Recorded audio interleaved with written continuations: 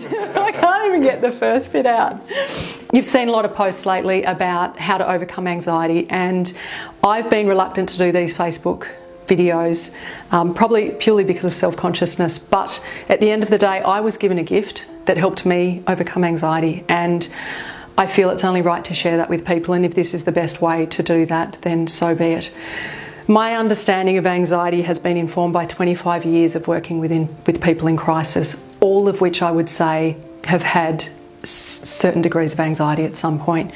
What I've come to know and 100% believe is the only foolproof way to overcome anxiety for life is with the tools and skills that sit within neuroscience. Anxiety is a stress response that the brain has. So in a nutshell, the brain perceives a threat.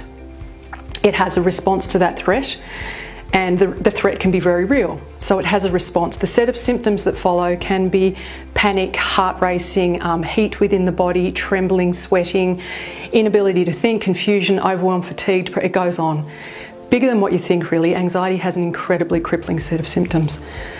What happens is if that perceived threat continues to repeat, the body and the brain continue to respond. Over a period of time, this patterned response, the brain doesn't know the difference between a perceived threat and an actual threat because the brain is plastic. So it starts responding to everything.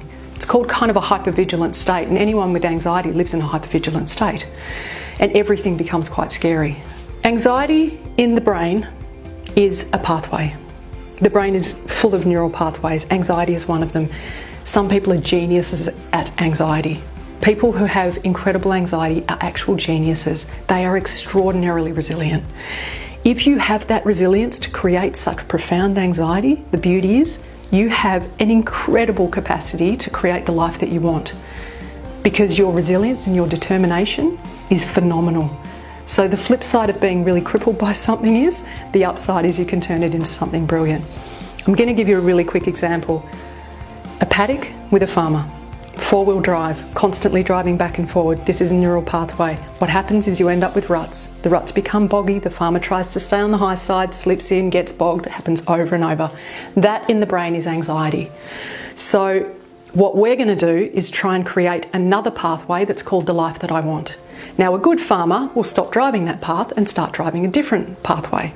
That pathway, the anxiety pathway, will eventually close over. It won't become the well-worn path. This one will, and this is the life we want. Now, with the right tools and skills, I can teach you through neuroscience how to do that with your brain.